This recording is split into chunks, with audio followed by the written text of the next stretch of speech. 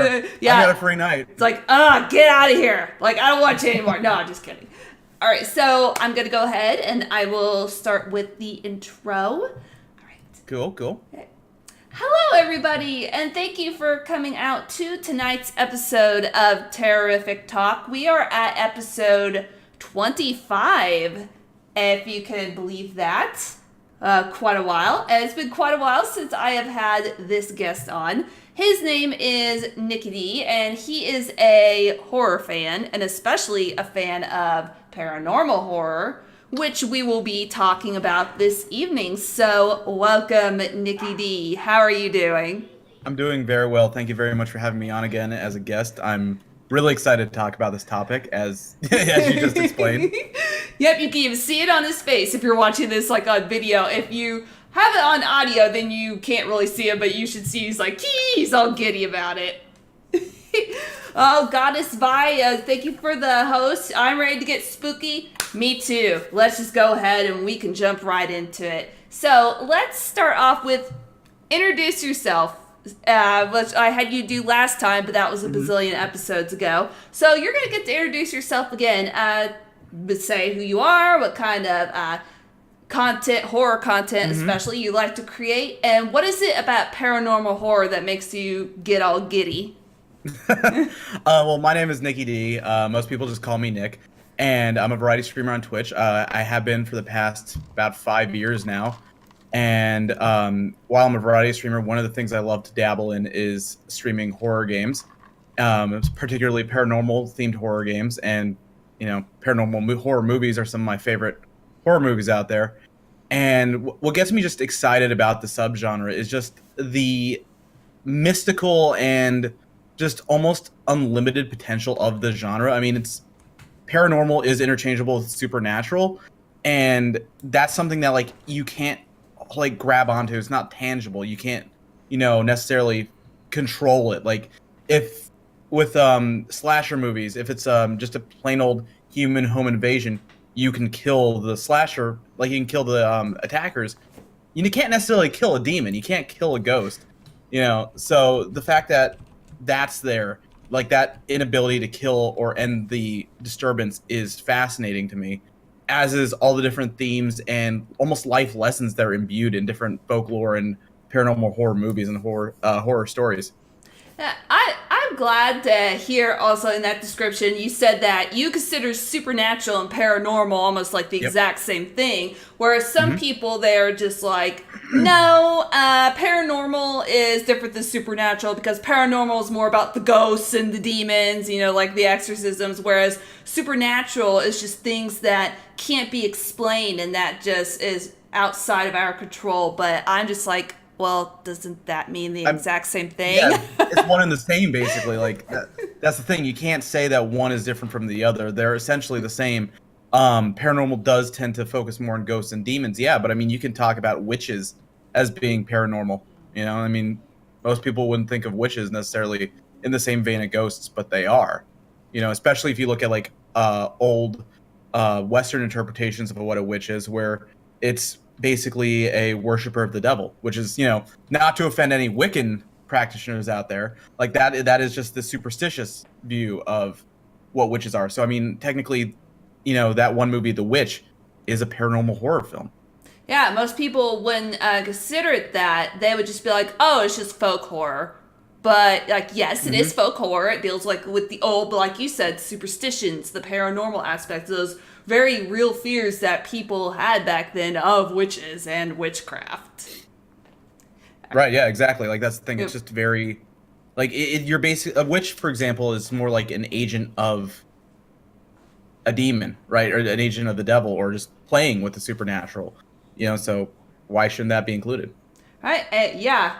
I agree. I tend to use paranormal and supernatural interchangeably. So speaking of paranormal or supernatural or whatever you all want to call it out there, when you think of a film in this subgenre, a paranormal or supernatural film, what comes to mind? So what kinds of characteristics does a paranormal film have? What kinds of characteristics does a supernatural film have? What makes a paranormal film paranormal for you?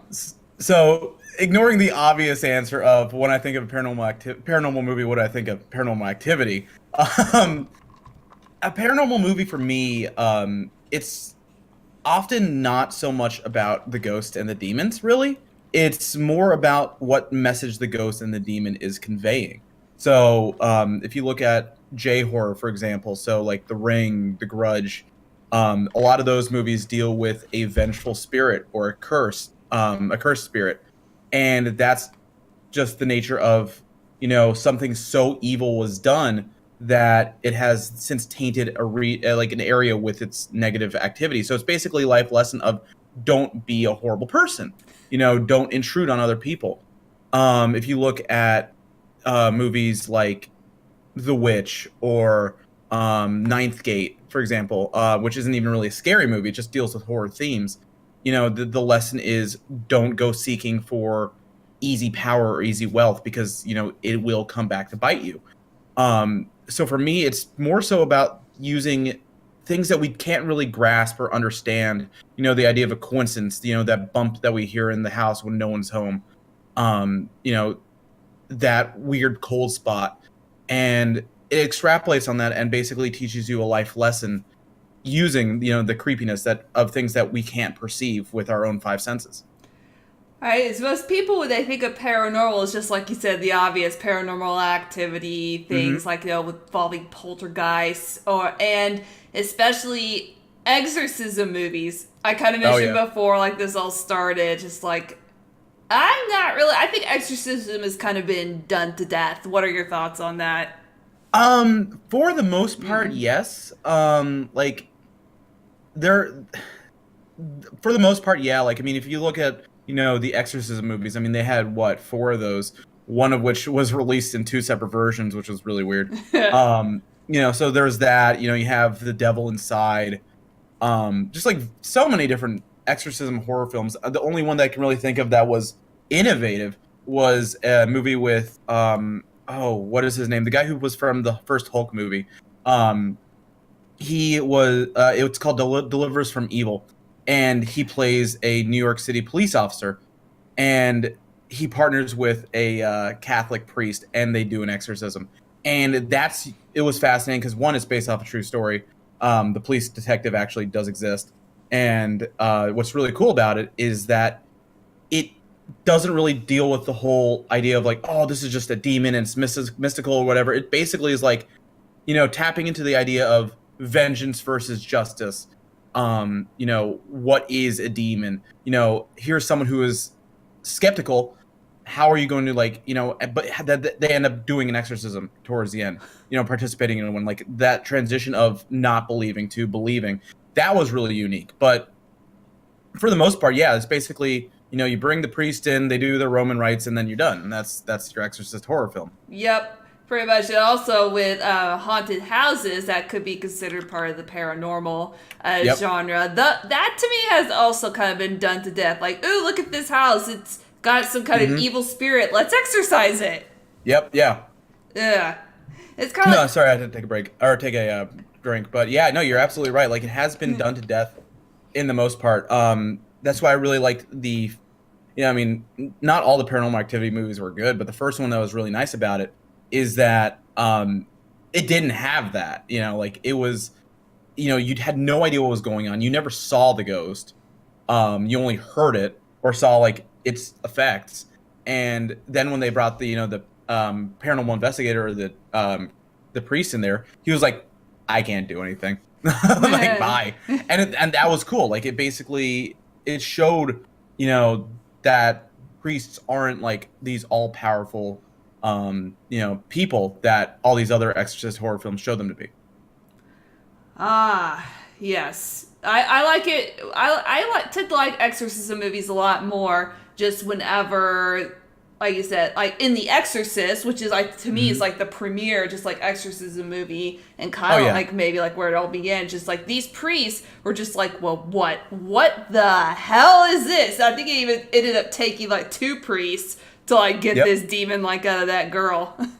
That was a really good example. I think the other like very good and not discussed enough exorcism horror movie is the Last Exorcism. Okay. Which that was fascinating for me because it delves into the idea of an exorcist just losing his faith. You know, the entire beginning premise of the movie is he's a Louisiana preacher who's like, hey, look, one of the funniest parts of that movie is when he's like, oh, I can do part of my sermon is a banana bread recipe. People are gonna say amen. Sure enough, he does it. And people are like, amen, hallelujah. And he's like, and it's a found footage movie, so they're filming it too. And he's like, see, gotcha. Told you I could do it. But then he picks a letter and goes to this bayou out in the sticks of Louisiana and starts to realize, oh, maybe things are actually more real than I gave them credit for, And what is the name of that movie? The Last Exorcism. The Last Exorcism. Anytime I hear things that sound interesting to me, I write them down, check them out, especially if it's like things that are a new take on a specific genre of something that has been done to death. So like, it's a very well done movie. All right, and speaking of movies, I would try to think like way back to like the first movie I can remember that deals that I saw that deals with the paranormal. Funnily enough, it was Ghostbusters. And I know it's a fun kind of, I guess if you want to call it just like a horror movie, but it dealt with the paranormal and ghosts and exorcism. Not really exorcisms, but it was just a fun movie for me. Not really. So. Oh yeah, I mean, and even the beginning of that is still a little bit scary too, because I mean, when you have the library ghost, no one expected that. When you have Dan Aykroyd, Bill Murray, whoever played Egon, and Harold Ramis, you have the Saturday Night Live, comedians. Who would have ever thought there'd be a scary moment in one of their movies? That beginning scene was terrifying. And the ending, I won't spoil because I'm nice. If you haven't seen Ghostbusters, like you should, we're talking about the one in 1984. The ending scene was like, oh my gosh. So yeah, exactly. That was my first movie that I saw that dealt with like paranormal like stuff. Can you remember yours? Yes. So I don't remember which of these three was the first one I saw. They were all pretty much like, they're all hazy memories from my childhood. One of which more prominent than the others. But the first three that I can remember was the old House on Haunted Hill with Vincent Price. Ooh. The Haunting of Hill House, which is the old black and white one, and then Poltergeist. And all three of those scared the bejesus out of me. House on Haunted Hill with Vincent Price, there's a scene where he turns around and the caretaker's there. And the makeup on this caretaker is hilarious. Because, like, I mean, when I say hilarious, I mean, like, hilariously well done. Because they make her look like this gaunt corpse. So that scares you. I mean, when you're, like, 3-4-year-old kid, and you see that. And it's a black and white movie from the, I think the 30s, maybe. I don't know. I don't remember when it exactly came out. But you see that terrifies you. And as a paranormal movie, it really doesn't deal with the paranormal until the very end. And that even then, that's only a mention. But it's still, the premise of the paranormal is still there. The Haunting at Hill House, there are a couple scenes in there as a kid, it scares you. Like, it scares the bejesus out of you. But then Poltergeist for me, I'm not going to spoil it if you haven't seen the movie, but, Steven Spielberg, Jurassic Park, Back to the Future, E.T., you never would have thought he would have made this. Terrifying movie is when the power goes out and the guy's just exploring the house, trying to get some food. Like, literally, he's like, it's midnight, I want to get a snack.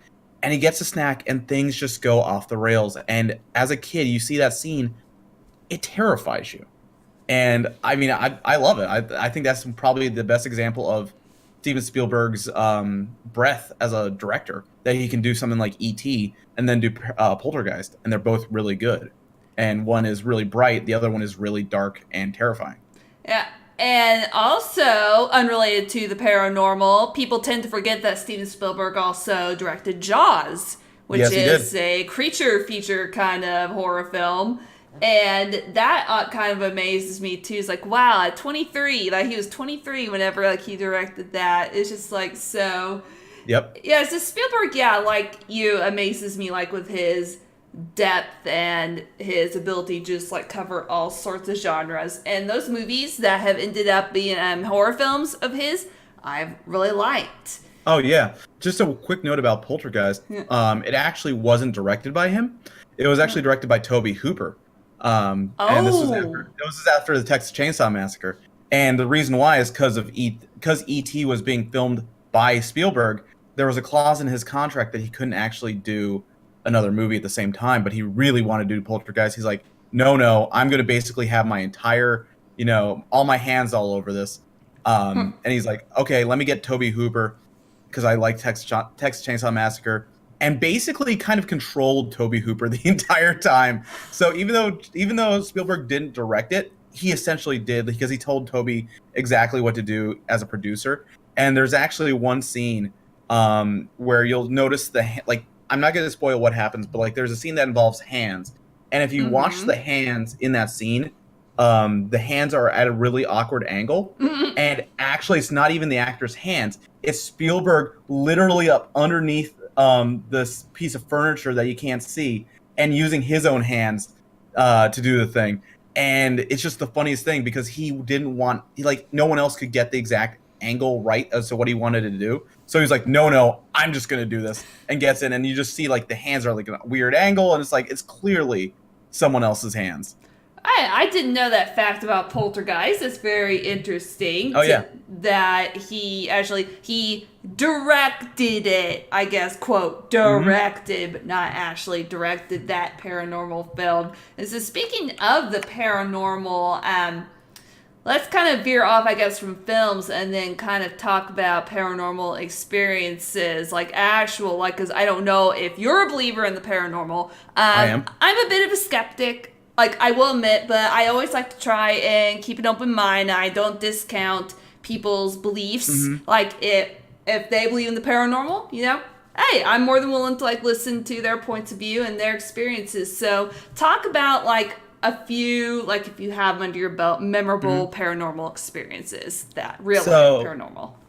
So for me, they've all happened in the second house that my family lived in, and one of them. So there were a couple that didn't happen to me. They happened to my parents. My parents were sleeping one night, and I was down at college, and so I heard about this the next day. They wake up and they see there's a light down the hall, right? And so my dad gets up and goes over, and he sees there's a light underneath the door that's actually next to my room. And he's like, "What's going on?" So he has a baseball bat in his hand, and he just throws open the door, and the only thing that's there is the TV's on. No one else is in this house other than my mom, my dad, our two cats, and our dog. No one else is there. So there's nothing that could have caused this TV to turn on. There is the scientific explanation is that there was radio interference or an IR interference that caused the TV to turn on. That's possible. But it's still really creepy when the television just is on in the middle of the night, and the only people in this house are you and your wife. And so it's just what was that? But for me, the paranormal experience was same house, and I think it was either home from grad school or from college. I can't remember. But I was sleeping, and I actually woke myself up by talking in my sleep, and I just kind of look over to my right, towards the door, to the hallway. Door is closed. And there's this person standing there, there's a silhouette, right next to me. Maybe 2 feet from my face. And I'm pretty sure everyone would feel the same way. If you have something someone 2 feet from your face when you wake up, you would freak out. But for some reason, I didn't feel any terror or shock or anything like that. Just very calm, a very calming presence, which was really bizarre. And I kind of look at it and blink a few times. Still there. Blink some more. Still there. Keep blinking and keep blinking. Finally, eventually, the figure disappears. And I was like, okay, cool. And I go back to sleep. Very chill. Next morning, I wake up and, remembering what the figure looked like, it looked a little bit like my mom.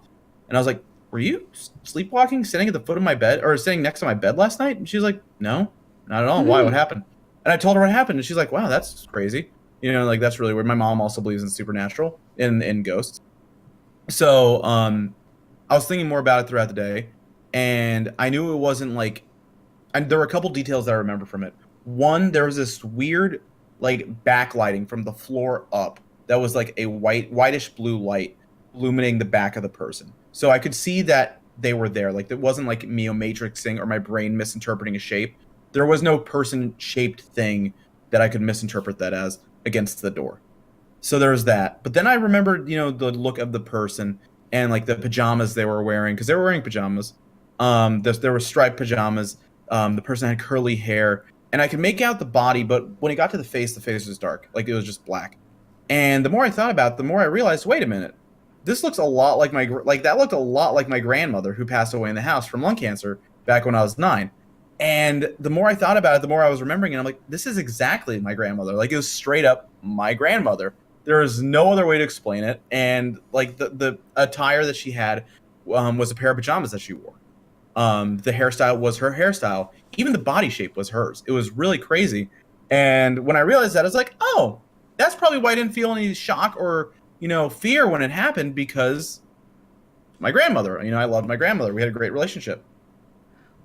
Wow, just listening to those experiences is like, it's good that they were both positive. Right, like, yeah. At least. It's like, because I've read like accounts of some people like having these kinds of experiences, and they're just like, they were creepy and scary, and I felt the spirit felt malevolent, and it's just like, benevolent. I didn't want to say like benevolent. That's the wrong word. Benevolent spirits, but benevolent, I guess, is good in your case. Yeah, absolutely. Yeah, it was very weird. I'll tell you that. Like, it wasn't scary, but it was weird. I mean, I've had some strange things that creep me out. Like from sleepwalking, right? But like for actual, just like bona fide, I would bet money paranormal experience.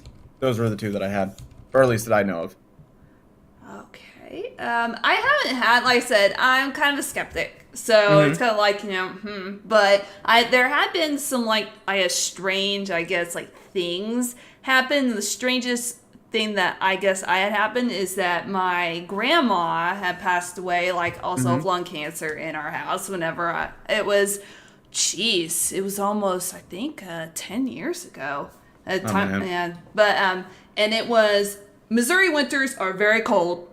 And like, of course, nothing blooms. Everything's frozen over. And it was still like really cold in February, like 2 weeks later. And we had noticed that there was this one like flower that just like bloomed, just like right in the middle, just like dead winter when nothing else grew.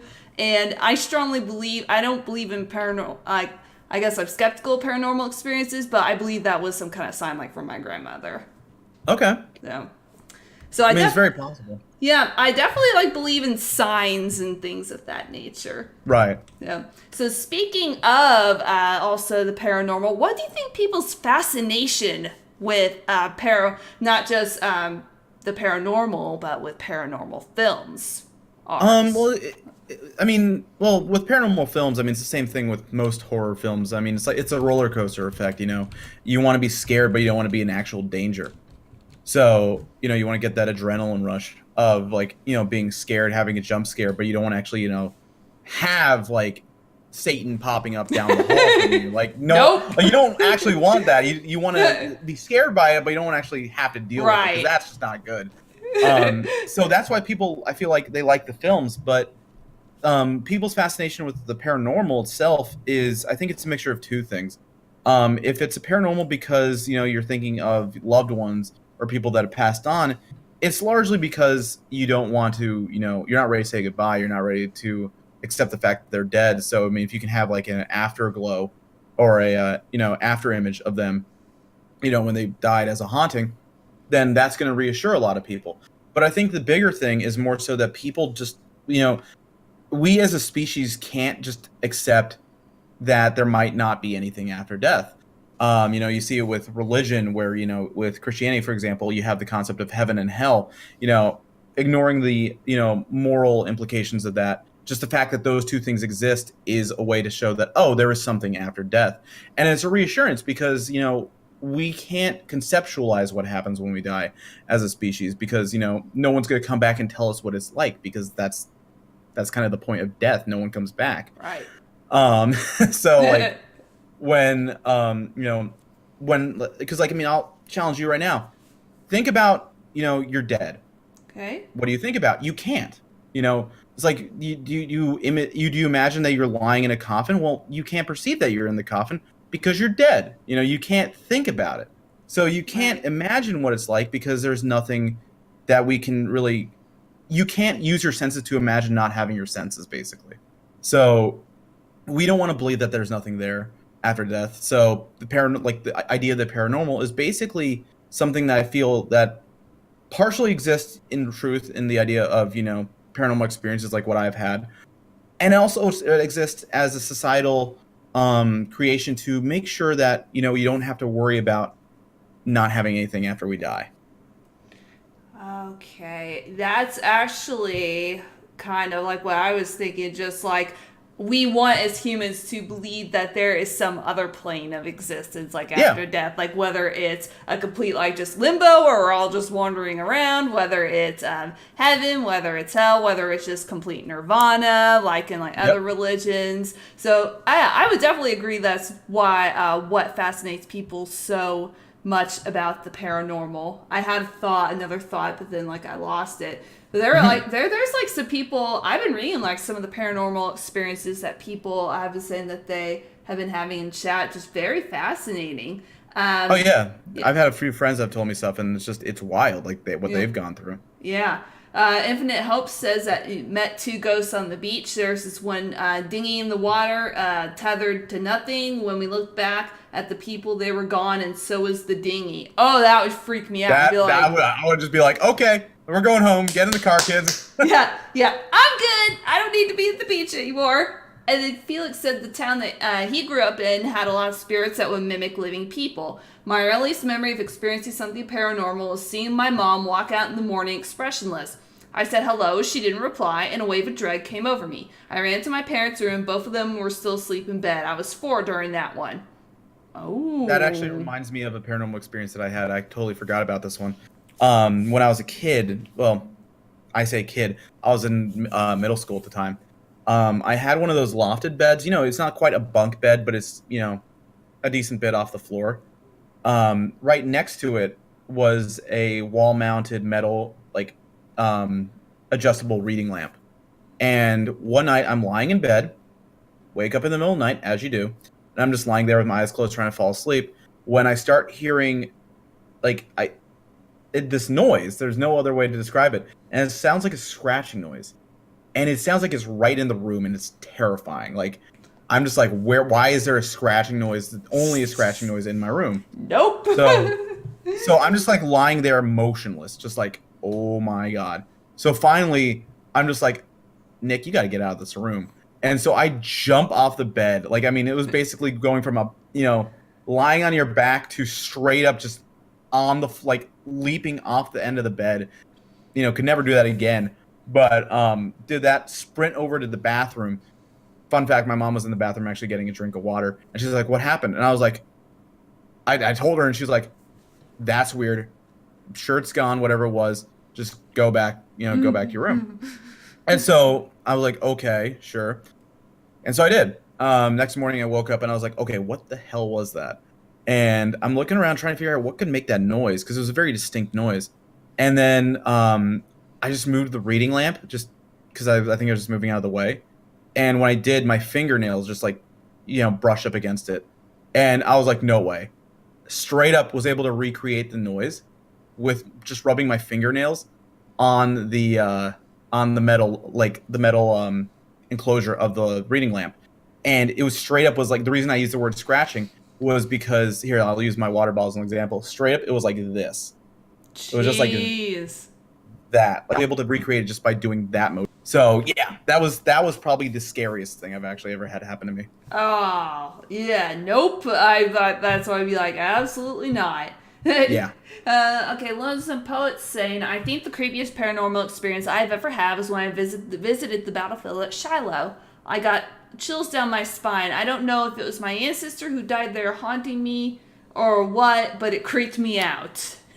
Well, so that right there is one of the biggest reasons that people believe in the paranormal or think that at least paranormal or spirits do exist is because, based on this pure physics argument, energy doesn't get destroyed. Right. Conservation of energy, it just gets repurposed. So, when you have a lot of energy expended somewhere, like in Shiloh, I mean, a lot of negative and terrified energy because of people killing each other, people not wanting to die in an extremely bloody battle, that energy's not going to just evaporate out of nowhere. It's going to stay there. So, does that energy take the form of, a ghost, like what we consider to be a ghost? Does the energy of that anger and that hate and that fear just exist as like a palpable cloud, for lack of a better term, of hate and anger and fear? I don't know. But, that's one of the biggest arguments in favor of spirits is that energy that we have in our bodies doesn't die. Like, it's still there because that's the nature of energy from a physics standpoint. That scientifically, I guess, like, that would make sense.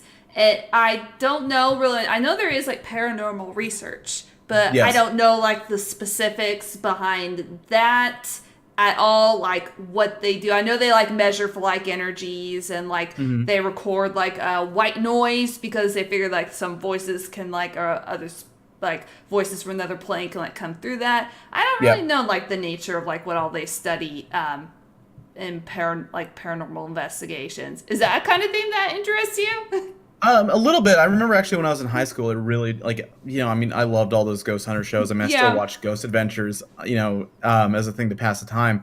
But like for me, I mean, I think paranormal, research is real. I mean, I believe in the paranormal, but at the same time, I will fully accept if we scientifically prove that it doesn't exist. And I think that paranormal research is honestly just a very amateur and cutting edge way for us to try to perceive what these things that we can't perceive otherwise are. I mean, science always, like, if you look at every field of science, it's always started out as kind of like, I don't want to say backwoods, but like a very like amateurish profession. I mean, chemistry, what we consider chemistry now, used to be called alchemy, and used to have the idea of turning base metals into gold. Like, you can't do that. That's not how that works. No. But like that was the concept back then. I mean, biology used to be considered to be witchcraft, in all honesty. Yep. And we didn't even know about, what DNA looked like until the 50s. So, is paranormal research necessarily going to prove that ghosts exist? I don't know. But I think that, the way that physics works is that we keep discovering particles and things that we can't perceive, we couldn't perceive a few years ago even, but now we can using these certain instruments. So maybe through some weird existence of technology, we're able to perceive these things that we can't otherwise perceive. I don't know. I mean, is there a reason why you use a thermal camera in these paranormal shows, and you, like, in real time see the temperature of a door go from cold to warm? I don't know. I mean, there's some kind of weird natural phenomena there. Maybe it's ghosts. Maybe it's just some kind of weird natural energy. Who knows? But I think paranormal research is really just more of like, a cutting edge use of things to perceive things that we can't perceive. I know I just said perceiving things like 30 different times. Yeah, like, we perceive the things that we can perceive, and we perceive. Exactly, basically, yeah. Those guys, Ghost Adventures is so fun. Those guys are so ridiculous. Hee hee. Oh no, they are. Like, they're absolutely hilarious. Like, I love this show. And I haven't seen it myself because sometimes it seems like it's just like, they over exaggerate things on those shows a bit. I'm just yeah. Now, if it was a paranormal research show that took a more serious take on it, I might want to watch it. Mm-hmm. I don't know if any of those exist. That's what Ghost Hunters was. Ghost Hunters on Sci-Fi with those guys who from the Atlantic Paranormal Society. Like, they handle it in much more in a serious way, because they actually do it as their job. Like, they have an office in where is it? Somewhere in Rhode Island, actually. Man, those would be fun people, as paranormal researchers in general, just to try to sit down and just like pick their brains and go ask them like why they do what they do. And exactly. That would definitely make for like an interesting conversation, at least. Yeah, for sure. That'd be like really just hilarious to have that conversation with. Yeah, absolutely. I agree with you there. But speaking of, let's kind of like veer back into films a little bit. We talked a lot of us about paranormal, like actual like paranormal and paranormal Hmm. experiences. But now let's get to talking about characters that we like in films. I Hmm. mean, if you like exorcism films, maybe one of your favorite characters is a demon. I don't know. I'll gonna be like, hey, cool, you do you. But favorite kinds of characters, like from paranormal films, are there any that kind of stand out, like to you? Hmm. Well, I mean, so with unlike slashers, with slasher movies, you have the identity of the killer. So like, you have Freddy Krueger, you have Mike Myers, you have Jason Voorhees. With paranormal movies, that's fewer and far between. So you don't like. I mean, Paranormal Activity. It's the entity. Like, it doesn't have a name. You don't even see it. You see the possessions that it has on people, but you don't really see the thing. So you can't really call it something. Exorcist has Pazazu, which is a real demon. Hereditary involves themes related to a actual demon. And then you have some J horror things like Sadako and Kayako from The Ring and The Grudge, respectively. But really, with Paimon, that's what it was. But when it comes to like paranormal movies, you really just more have the family or the main character, and then you have the ghost. Like they're nameless entities for the most part, unless you have like the Conjuring films. Then it's Ed and Lorraine Warren. Yeah, and yeah, Lorraine Warren, I think, passed away like quite like recently. Yeah, I it remember. was either last week or the week before. Yeah. Yeah, and people were just like, "Oh my god, let me see if I can contact her spirit." I was just like, "Are you serious, guys?" It's like, yeah, I mean, it's like, look, we get it. You don't believe it, and that's fine if you don't want to believe it. But like, this person did just die. Like, have some, have some respect. Yeah, like be a little bit dignified. Yeah, exactly. Or like I know a lot maybe kind of a stretch like for you people like at this point, but at least kind of be like a little bit dignified. Like Yeah, okay, respect that someone did pass away. yeah. Okay, speaking of like things like The Exorcist, I actually did. I've only seen it once, and it's been such a long time ago. But I do remember really liking the two priests. I know one was played by Max von Sydow, and I Hmm. don't remember who the other one was played by. I just like I recognized his face. That's just Yeah. really that's pretty much all. But I thought that they were cool because like all the shit they had to deal with, and what was it? I think if I remember right, did one have a heart attack? Like Yep, that was they're actually that was Max von Sydow's character yeah, actually. it's like I felt like so bad for him. It was just like, like yeah, they went through some shit. Like one ended up like kicking the bucket, and then the other one ended up coming out of it. Okay, Yep. I think, but No, another. they both die. Oh, Spoiler. they do. Like, wow, I need to like watch that again because like Well, so it's funny. Like I live in DC. That movie takes place in DC. The Georgetown Steps is actually where that final scene takes place. It's a huge landmark. Like, well, I mean, huge is a strong word, but it's a very popular tourist landmark for horror fans. Is to go to the Georgetown Steps where, you know, the final scene happens. oh, okay. And I don't know. It's a good thing that's more of like a public kind of landmark. I would hate it if it Mhm. was like a private thing, like say in the Amityville Horror, Oh that like God, really yeah. iconic house where people would just keep wanting to visit, take pictures. So I'd be like, get out of my front yard, or Oh like, yeah, no, I would be so pissed if I was the person that owned that house. She actually ended up changing the windows, like those iconic windows that look like mm-hmm. eyes. She changed them because she wanted to hide the fact that she owned that house. Like that's what the house was. So she did that, and actually visits stopped happening a ton because people just couldn't find the house. I don't know. Like, if I was also like, you could take the other like tactic and be like business like and turn it to like a business venture. Just start charging people. Like, Yeah, but I mean, can you imagine? It's like you're giving a tour, and then it's like your husband comes out of the bathroom, and it's like, honey, I said no tours today. that would be that would be a little bit weird.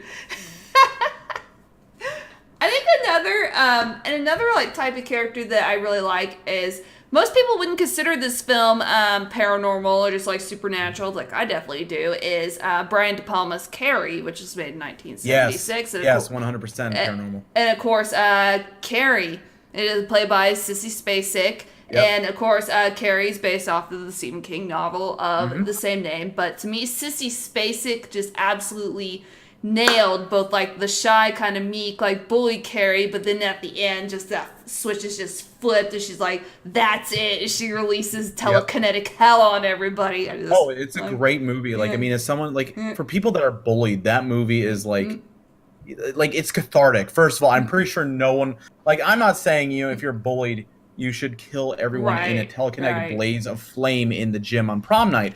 Don't do that. Yeah. But like you know, it is like if you're bullied in school at all, like you see that scene, you're just like, finally, you know. But like, no, she does it very well, and one of the themes of that movie that's great is just the idea of, you know, expression, you know, being repressed and then being able to express yourself, and she does in a very huge way.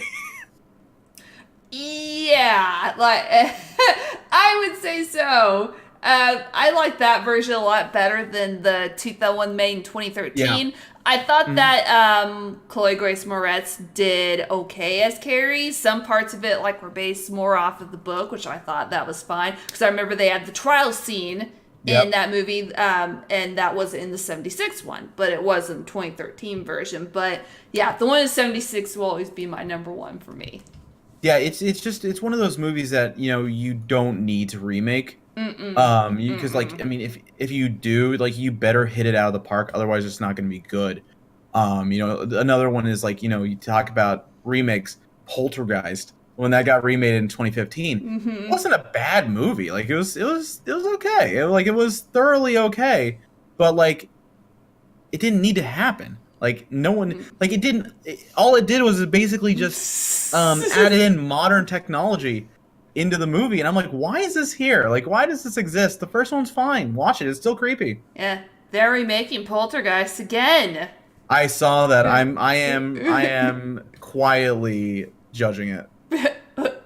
I was quietly judging the one in like 2015, I think, is that one that came out. It's like, you don't need to. That one wasn't done really bad, like, in theaters, especially if they feel like they have to remake it again.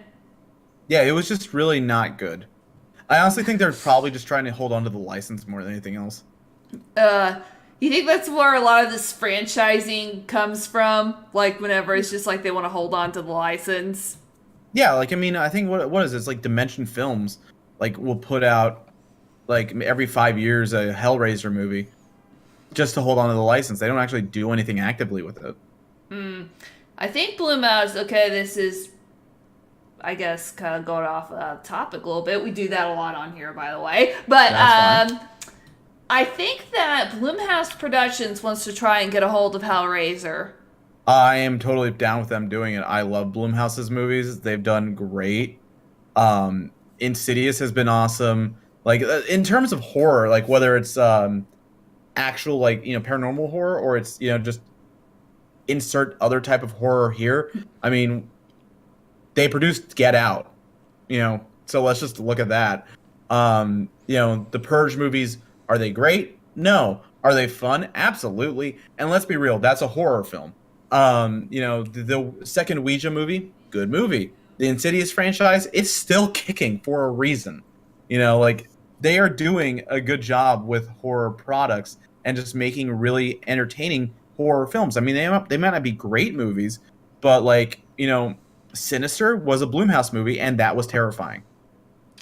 That's one that I don't think I've seen. I've seen Insidious. I do agree with you there. It's just like that movie scared the crap out of me. James Wan understands horror, like, and he understands the genre so well. And he knows how to do it well too, because you have James Wan going from Saw, and then going on to Insidious and The Conjuring, and like, you know, you want to talk about something really cool there. The Conjuring is a movie that really doesn't have any gore whatsoever, but, you know, Saw is what started the torture porn era. Yep.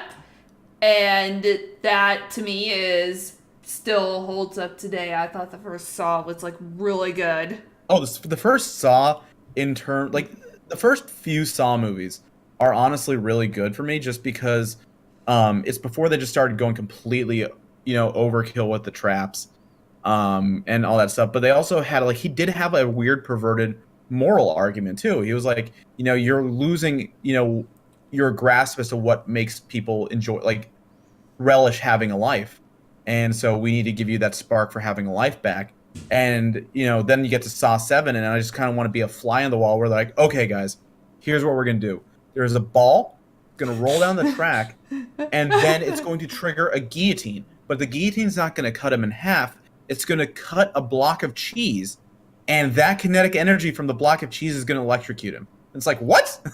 Like, how does that happen? But it happens in the movie, and you're just like, okay. What? The first ones, they were very simple. They were believable. And I mean, in the first Saw movie, that was the best example of it, where the traps were literally 2 handsaws and chains. Like, it was literally just playing on their paranoia and their fear of being where they were. And oh geez, I think the one, as far as like the past victims, that got to me was the one with all just like the barbed wire, like razor wire that guy had to crawl through, and he only had 3 hours. It's like, that's not fair. Like, you're not giving him enough time to be able to get out of there.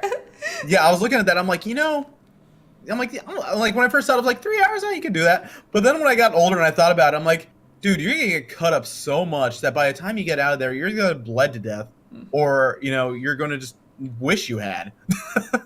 Yeah, definitely so.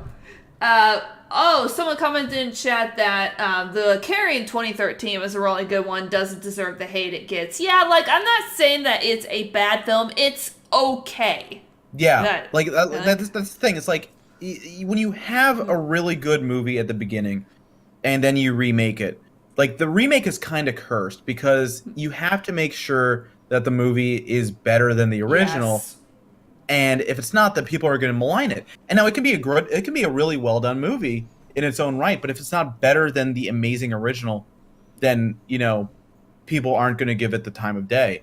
And I thought Carrie was a fine movie. I mean, it definitely did better with a couple of the characters than the original movie did with Sissy Spacek. Like, there were some characters that lived that shouldn't have died in the first movie because they didn't do anything wrong. But in this one, like, there was a lot of it there that I was like, okay, this was fine. Why did you remake it? Like, it was one of those movies where I didn't understand why it needed to be remade. Yeah, that's kind of like my philosophy too.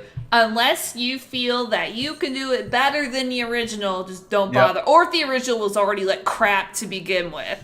Yeah. No, my biggest movie reviewing thing is, if I see a movie and I can't, like, and I come out of it thinking, okay, why was that movie made? Then there's a big problem with the movie. That happened to me with The Nun. I saw that. I was really excited to go see it. Came out of it, hated it. And the biggest reason was because I saw it, and after the 2 hours of that film, I was just like, why was that film even made? Like, what was the purpose of that? Did it give us anything new? Did it, like, have a point? No. And that's the thing. Like, the Carrie movie was that. It was a good movie, but it didn't feel like it had a purpose. All right, and people are especially going to compare the prom scene, which is the most iconic in the 76 film. It's automatically going to draw comparisons, like in the 2013 film. And was the 2013 one better? Well, they're able to do more CGI stuff, but that was about it. Yeah, and it's like, but is the impact of that prom scene isn't going to be the same as it was with the original. That's why none of the new Psycho movies that had been made were able to capture on the fear of the first one. I mean, and look, I saw Psycho when I was maybe 10, right? It didn't scare me. I mean, it's Psycho. Like, at the time, it was a revolutionary, terrifying horror film. Now, not really. I mean, it's not really terrifying. You watch it and you're just kind of like, you can appreciate it for the art that it is, but, like, the newer ones, the remakes of Psycho, they can't top that initial wham of seeing him throw open the shower curtain and stab her to death. Yeah, exactly. Like, that original thing isn't going to be duplicated. Same thing with the prom night scene in Carrie, or same thing with the clown in Poltergeist. The OG clown in Poltergeist, infinitely better than the clown in the newer Poltergeist. Yeah, I haven't seen the new Poltergeist myself because yeah, I just never wanted to. Sorry, Sam Rockwell. Like, even you can't like entice me to go see a remake of that film. But yeah, someone's saying like some people complain because the original Carrie just uses her eyes versus Chloe's Carrie who used her hands. My thing is I didn't like the CGI they used in that scene. Yeah, no, the CGI was really bleh. Like using your hands, using your eyes. Like I think that was cool the way that Sissy Spacek used her eyes, because it was literally just like this most piercing ice gaze. Yeah, her eyes looked like they were about ready to like pop out of her head. Yeah, it's like she's piercing you with her eyes, basically. Yeah, I can't say enough good things about that film, but I love it. But before I make this entire episode just about that one film, let's kind of move on to the kinds of films that we like, and the kinds of films that we hate actually in this subgenre. Now you mentioned that The Nun, that you went to see that, you had really high expectations of it, you hated it. Yep. Are there any others where you're just like, these are pieces of hot garbage, why did they ever get made? Oh, yeah. What was that one movie on Netflix? The Apostle. Apparently it's well received. I don't know why. It's basically, the supernatural aspect of it is it's old Celtic druidic legend and stuff like that. It deals with kind of like a old school Jonestownsy type cult on a Welsh island. Deals with the separatist cult trying to separate from the British Empire. And it's just it's not good. It's really just not good. It's kind of boring. There's gore in it that's unnecessary. It's kind of tonally bad. Another movie that that's not good. It's not a good movie. But I love it, is the movie Ghost Ship. Oh my gosh! Ghost Ship is critically hated. I remember that movie came out when I was in middle school, and it got a half a star in my local newspaper. Absolutely derided, right? I love that film. I mean, I'll watch it whenever it's on. It's great. It's a fun movie. It's on Netflix. Yep. Yes, it is. It's so good. But yeah, there are a lot of horror movies where CGI is the biggest downfall of paranormal horror movies. And the idea of having to scare someone with the ghost by showing you the ghost is the biggest, it's the biggest temptation that will just lead to that movie genre's downfall, because you show the ghost and you allow the audience to get some kind of perception as to what's threatening them. Well, there you go. You've lost all the fear. Yeah. I think I've heard a lot about the curse of how do you pronounce it, La Llorona, as being just really bad. And it's well, that seems like such a shame, because I love movies that are based off of just legends, just the Weeping Woman. I really want to see La Llorona. I love the folklore of it. It's great. Fun fact, it actually ties into the Conjuring universe. Which I didn't realize. How many movies does that universe have? My God. So many. It ties in actually really well, because apparently I think it's the psychiatrist that's in that movie or something. Okay. Is in the Conjuring movies. I'm actually looking it up right now. No, it's Father Perez. And Father Perez, that character was also in the first Annabelle movie. I didn't like Annabelle. I'm sorry. Oh, I hated the first Annabelle movie. It's a thoroughly okay movie. It's fine. If you watch that movie, you're not gonna come out of it thinking it's garbage. It's a thoroughly, if you want a movie that just checks all the boxes, that does it. It's very much like a formulaic horror film. It's neither good, it's neither bad, but because it's in that context of the Conjuring franchise, it is bad because it just does the bare minimum. The second was actually pretty good. Yeah. I think just the Conjuring universe is just going to milk that Conjuring name for about as long as they can. Well, yeah, I mean, and it's gonna work because they keep making so much money. I'm looking at it right now. As of today, actually, The Curse of La Llorona grossed $41 million in the U.S. and Canada, and $45 million in other territories. making a total worldwide of $87 million. That's against a production budget of $9 million. It made 9 times as much money as it took to make the movie. Like, they're going to keep pumping these out because people are going to keep seeing them. Stop seeing them. No, I'm just kidding. It's like, well, no, honestly, like, I love the Conjuring movies. I think they're great. I love the idea of making a movie based off of folklore because I'm a huge fan of J-horror, which does that exact thing. But, like, don't just go see a movie because, you know, like, we need to be more judicious into what movies we like because, you know, here, I have the other movie up. What is it? Hereditary. I'm kind of curious now. Hereditary was probably the best horror movie I've seen in decades. And that movie, total, made worldwide less than $80 million. I didn't know that. And so that has made less money total than La Llorona did in, let me see, where was that on my, sorry, I have like a bunch of stuff up on my browser.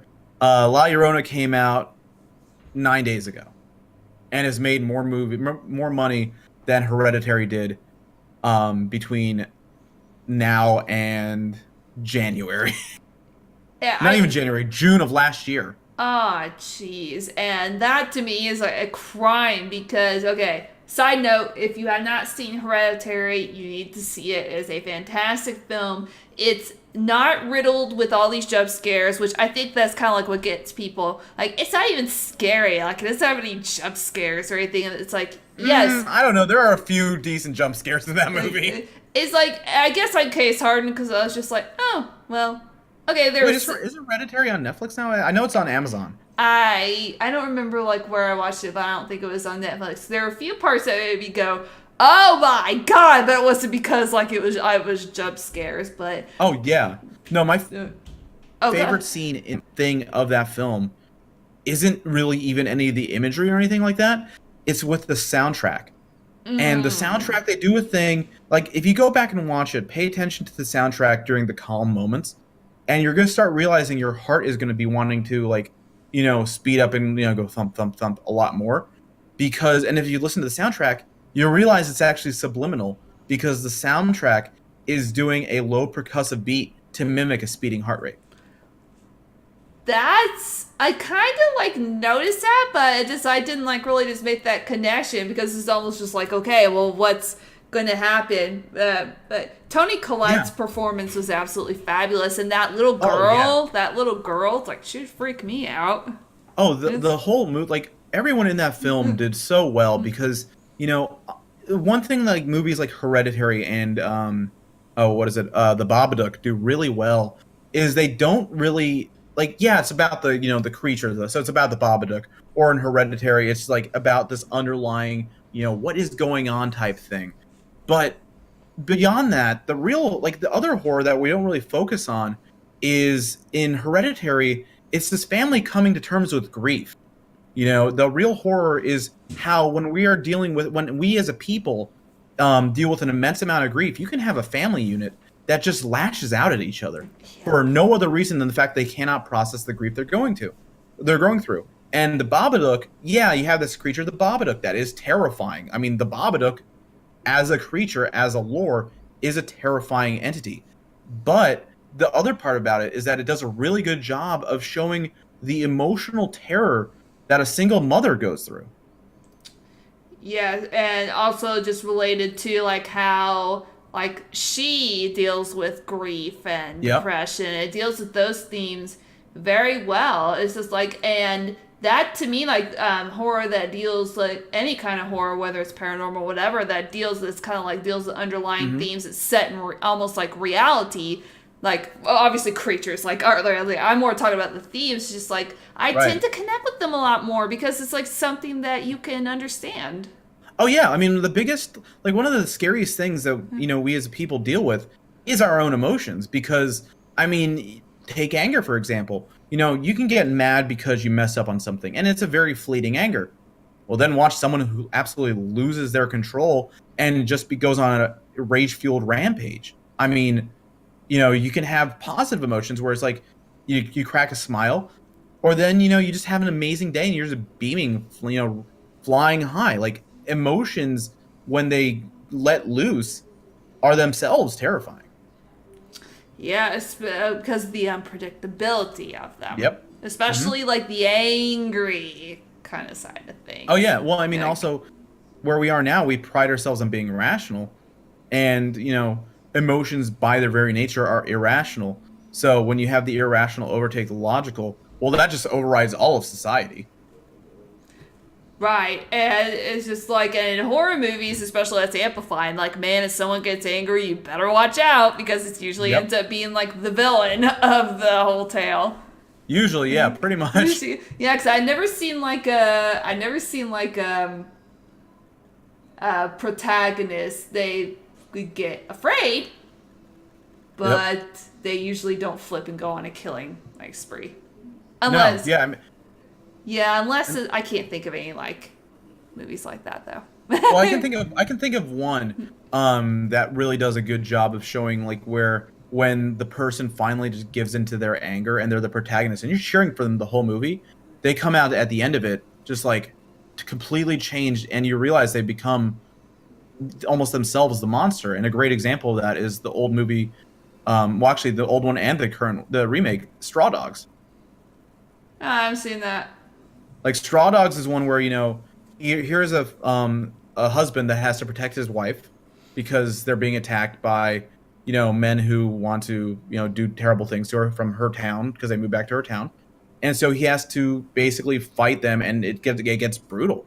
But then you see the emotional change of the main character, even though you're cheering for him, where he goes from being this guy who's trying to protect his family to almost being the monster himself because of the things he has to do to protect his family and his home. And then at the end, you just kind of see this character who's like become completely like he's a husk of his former self. Oh, okay, another one that I'll have to watch. Like, you're recommending like some good stuff like on this podcast, like because I kind of want to get a little bit more into paranormal horror. I mean, I've got my favorites, but that's a subgenre I definitely want to delve into a lot more. Oh, I can recommend you so many. Like, modern day foreign paranormal horror is where it's at, in all honesty. That or the indie stuff. The mass-produced things, they're fun. Like, look, I still love The Conjuring. I'm going to go see the third Annabelle movie when that comes out. Annabelle Comes Home is what it's called. Like, I'm excited for it. But, like, I'll tell you, seeing anything that A24 puts out nowadays is amazing. Seeing movies like Veronica, which is a Spanish horror film that's on Netflix. I think it's still on Netflix.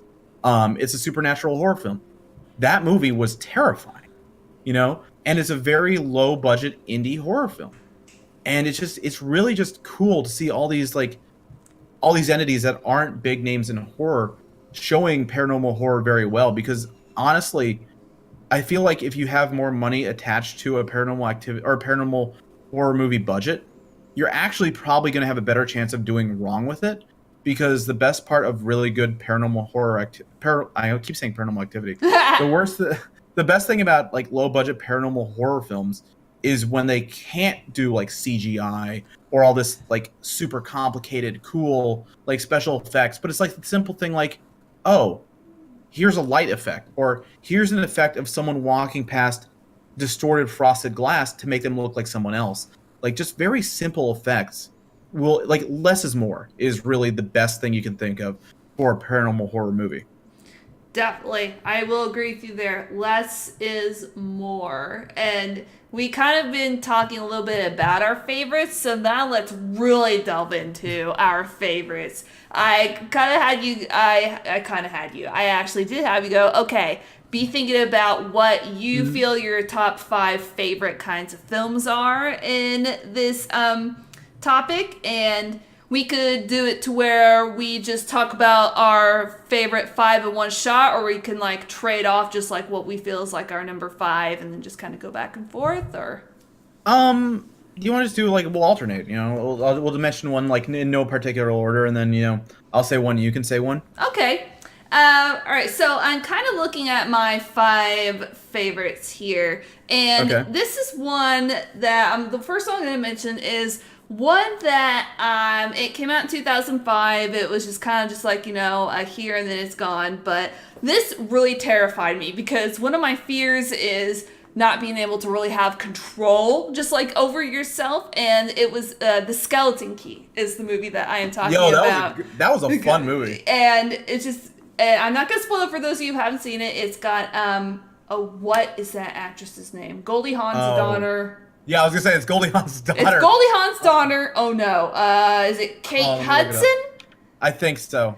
Yeah. I think it is. So Kate Hudson. Kate Hudson, basically she plays the main caretaker, just like for those of you who don't know, of like this, I guess this nurse caretaker type person to this like older lady, and shit ends up going down, and it freaked me the hell out. And that's one movie I'll need to watch again, but I remember when I first saw it, it made such a huge like impact on me. No, it was a movie that kind of went under the radar, but it was, and like it didn't get like this huge fanfare, but it was a creepy movie, for sure.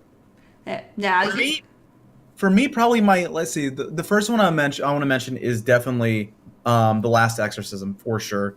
That's a movie you have to watch because the idea of a priest going into, a supposed demonic possession and just not believing that it's a thing, because he'll like part of the mystique of the movie is like at the very beginning he's like showing the film crew that is with him like, oh, here are all the tricks I use to make people think they're possessed, like all these different tricks.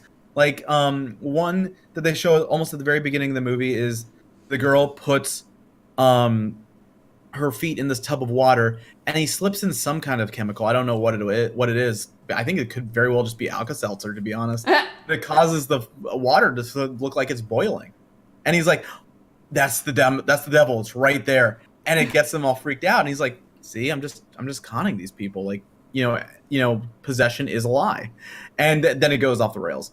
But it's just such a well-done movie because it challenges us with our notions of, like it basically takes skepticism and is like, hey, you're skeptical, but here's what happens when a skeptic is actually confronted by actual, horror.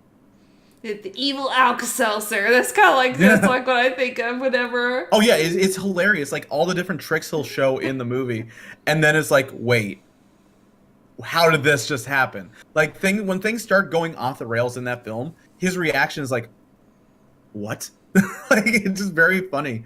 Like seeing like how he can't come to grips with the fact that like, oh, maybe all these things I've been making up are actually real. Yeah, like, ooh, yeah.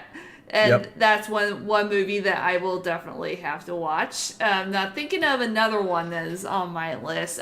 Actually, 3 movies that are based off of Stephen King things have made it like onto my list. And it's a good choice. Stephen King's a great author. Yep. And this is one of them, the movie 1408 with John Cusack and Samuel L. Jackson. Yes, good movie. To me, John Cusack has said like I am a huge Stephen King fan, and it definitely shows. Because I forget whether 1408 was a short story or a novella. But it was originally a short story as part of the book on writing.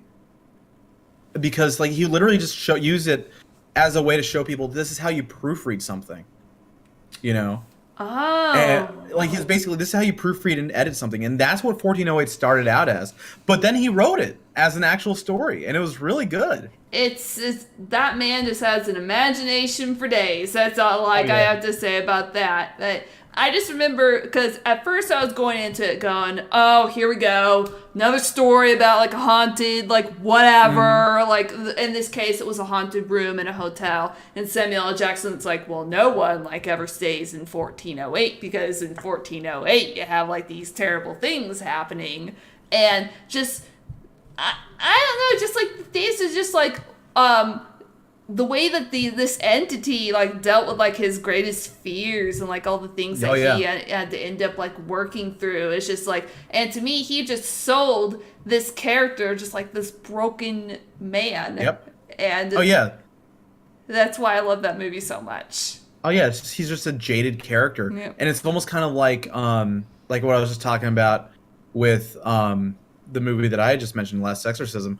Here's a guy. He goes in, and in the very beginning of the movie, he has a book signing where he's like, "Look, man, I don't believe in ghosts. If I saw one, that'd be great." And it's just like, man, you're writing books about ghosts, and you don't believe in them. Well, he believes. Let me put it that way. Yeah. Oopsies. Share another one of your favorites. So one of my favorite ones, huge favorite of mine, is I'm actually gonna have both of them together. The Grave Encounters series, the two of them. So I love both of those movies because they're really well done found footage movies in general. Like they're the biggest thing with found footage is that you have to be like, okay, why? Like, can I believe that they're holding cameras here? And they do, because Grave Encounters 1 is this. It's basically kind of a weird spoof of like Ghost Adventures and Ghost Hunters and all that stuff. It's like they go to this insane asylum to film a show, and then then the spookiness happens and ghosts happens and terrifying things happen. The second one is, when they were like, hey, this how like in these movies, like they're found footage, they're like at the beginning, like, this movie has been unedited, like this is a real thing, blah blah blah. Yeah. Well, the second one goes really meta and is like, hey, that movie Grave Encounters, well, it's in the universe of the second movie as a horror film, and the guy's like, and this college student just gets obsessed with it and starts filming his own horror film, going after seeing if Grave Encounters was real or not. And it is wild. Like, I mean, the way that it spoofs the trend of ghost hunting shows and actually makes it creepy and, like, in a really believable way. I mean, Grave Encounters 2, one of the funniest things for me is, like, all of them are college students. And they behave like college students would behave in this situation. Yeah, there are times when it's like the character does something, I'm like, that's not how I would do that in real life because I'm not following a plot device. But, like, for the most part, they'll behave in ways that's just like, they're just terrified college kids. And it's really cool. Like, it's a really good way of mocking Ghost Adventures and Ghost Hunters and shows like that, but then also doing a pretty good horror film. And the special effects in that movie for the ghosts are amazing because, like, they'll do, like, facial distortions in that for the ghosts that are just amazing. I haven't seen, like, good, like, CGI special effects like that in horror movies for a while. Oh, Grave Encounters. Wow, I'm hearing this, like, a lot of, like I said, good. It makes me excited to like what I say because that's another one I haven't seen. So yeah, it's really good. You would like it. All right, so you mentioned like two movies together, I believe. So I'm just gonna go ahead and mention two that they're both Stephen King, and two more Stephen King ones that are kind of like related. They're in the sense that he wrote them both. One of them is, of course, The Shining. And good. And okay, that's the quintessential just like movie whenever people think of like creepy kind of like paranormal stuff, because you got Jack Nicholson who plays the writer. People just know that Stephen King writes a lot of stories where the writer is the central focus, and this is one of them. And just like the haunted entity, like the haunted is like the hotel, like this evil, like benevolent is kind of like spirit like surrounding, just like making him go insane and wanting to kill his wife and son.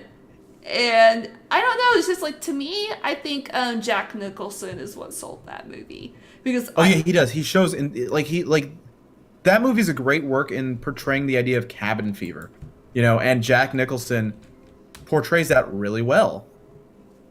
He does. It's just like they start off okay, and then it's just like slips slowly into madness. And the scene that really got to me the most in that movie was when Shelley Duvall's that character finds that sheet of paper in the typewriter that just says, "I'll work and no play makes Jack a dull boy. I'll work and no play makes Jack a dull boy." Just like that would freak me out. You're like, okay, I'm getting the hell on up out of this hotel. Thank you very much.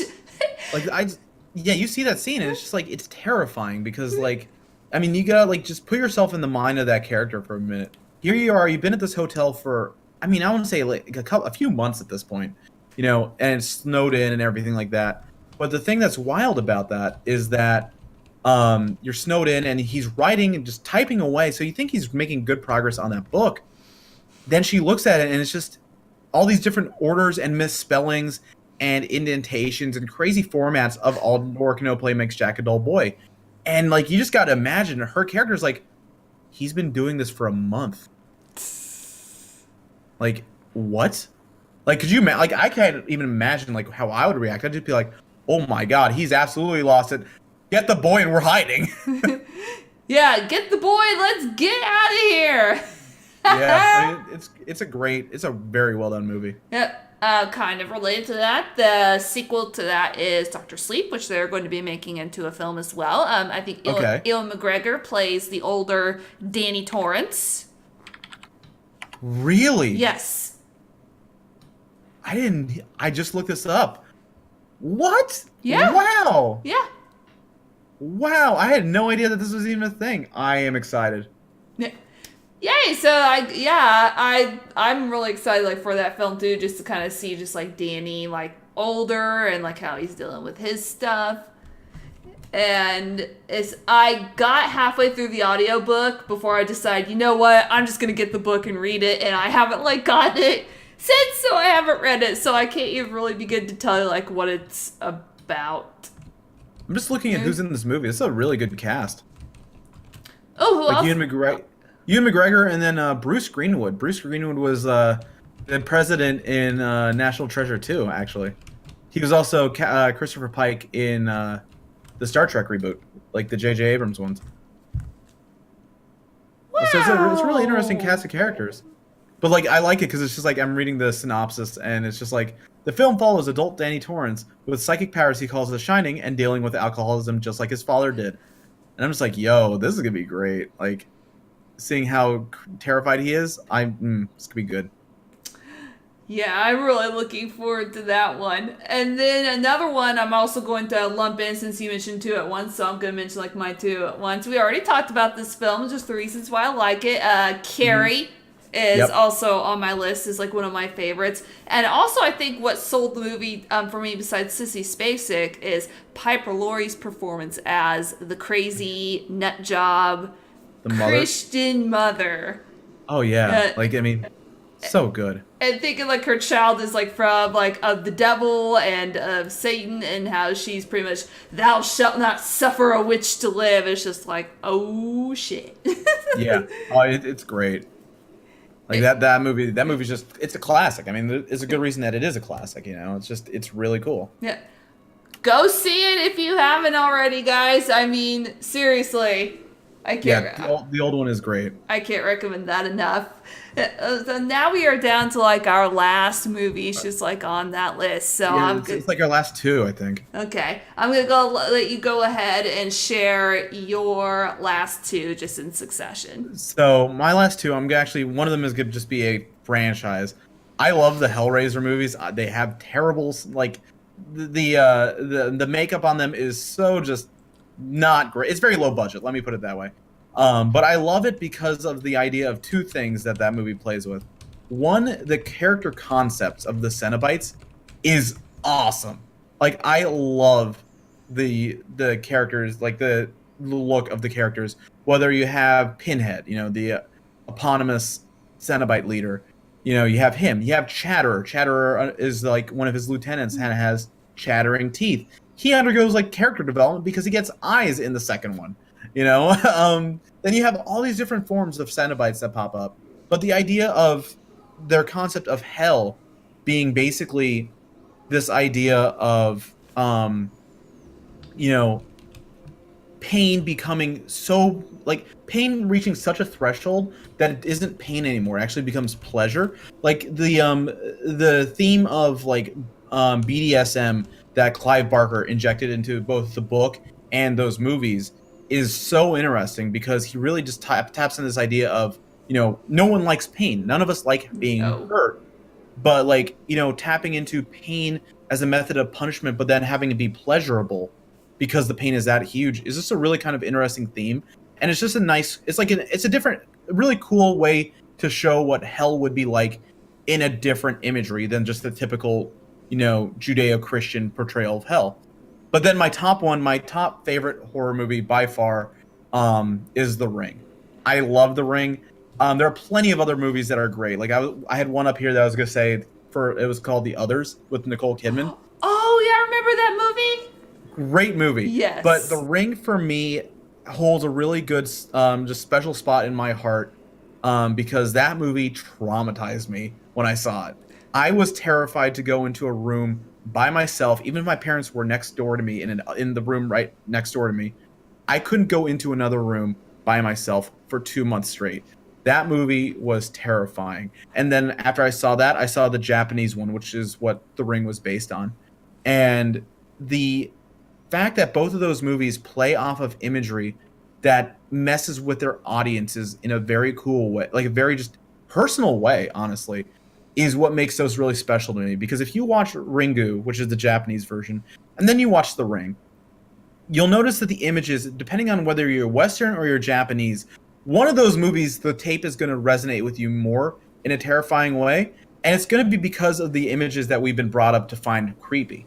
And The Ring does that. You know, The Ring as a Westerner makes me, creeped out. But if you're a Japanese person and you watch Ringu, oh my God, like the images that they have in there of different Shinto themes, of different, horror themes, different, natural horror themes. Like, it's really cool. Like, I really like how they were able to take the first movie, Ringu, and then just adapt it into another movie, The Ring, for the Western audiences. And what's really cool is that they actually had Hideo Nakata as the consultant for when they brought it over from Japan. And that's what started the whole J-horror fascination in the West was, when The Ring first came out. Fun fact, The Ring 2, the American version, is actually directed by Hideo Nakata himself. Oh, wow. I've never seen the second one. I've never seen... It's okay. It's not as good as the first one, but it's really, really good. Yeah, and I've never seen Ringu, which is something that I've been interested in. But I have seen the Americanized version of The Ring. Yeah. And I remember the most iconic moment with Omar's just like, holy shit, was when that girl crawled out of the television. Yep, that is huge. So actually, I see someone in chat saying I want to see The Ring versus The Grudge now. That's actually, so you know how like we did Freddy versus Jason here in the States? Uh-huh. So in Japan, The Ring and The Grudge movies actually got so big and just so hokey as time went on that they actually were like, okay, we got to just kill off these franchises, and they're apparently going to start looking to remake them into a newer way that's less convoluted than they used to be. They actually called it Sadako versus Kayako, which Sadako is the girl from The Ring, and Kayako is the dead mother who's the ghost woman in The Grudge. They actually fight each other because of this concept of trying to these two characters try to kill them both off. It's really kind of like the same level of fan service as Freddy versus Jason. It's really fun. It's not scary, but it's really just like a fun movie where you're like watching these two juggernauts duke it out against each other. I learned a lot of new things like on this podcast. That just seems just like really, you're right, it's kind of like hokey. Yeah, but it's fun. Like, I mean, did you ever see Freddy versus Jason? Yeah, it's a guilty pleasure of mine. Oh yeah, no, it's a fun movie, but like it's not a great movie, but it's something that's fun. Same thing with this movie. Okay, that's yeah. It just seems like kind of laughable, just like them like seeing those like two like entities really duking it out and going at it.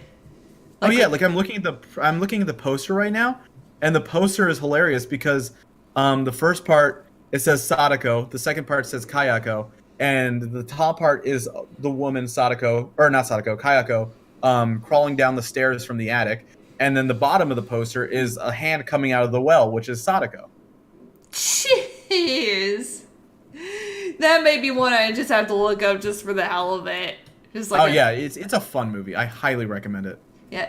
He's recommending a lot of good stuff to me, guys, even without like really meaning to. Like just like here. Apparently, it's on Shudder if you have that streaming service. Yes, I do have Shudder. Yeah, it is on Shudder. Okay, so then at least I know where to find it now.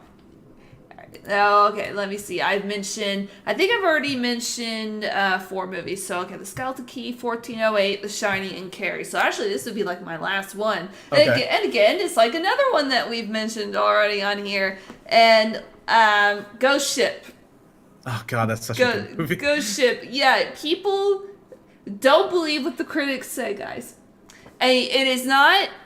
You may not consider it the best movie by any stretch of the imagination, but I don't know. There's just something about it. Mm-hmm. Maybe it's because I like Gabriel Byrne, like a lot. Who, Yeah, he is in that, isn't he? Yes, he is. He was also in Hereditary. Kind of fun fact there too. He is, so he ends up with He ends up in a lot of movies that have like paranormal like stuff happening in it. But the most like iconic scene that people connect to that movie and where it just starts off the movie the bang is the ship, the dancing scene on the ship. The very beginning, guys. I'm not gonna spoil that scene for you if you have not seen that movie, but the movie just starts off just pretty much just like, this is a ghost ship and this is in your face and we're gonna make sure that it is in your face. Oh yeah, it's such a, like you said, don't listen to the critics.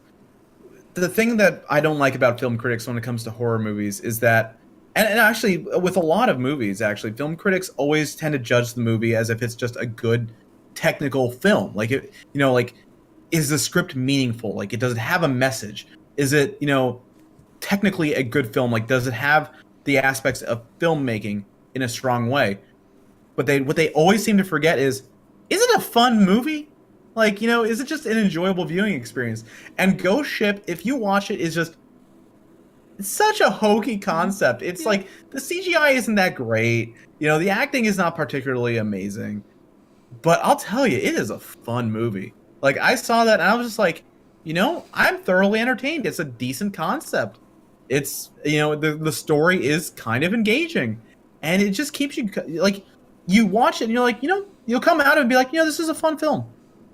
Exactly. And the thing is just, I guess, with critics of horror is like they either, like you said, they tend to look for just like, is this film like a piece of art and is it like, this like wonderfully like well crafted story, and if it's not, it's just like garbage, and it's just like, it's like, come on, it's like, I myself am my own critic. I will go and just make up my own mind about things.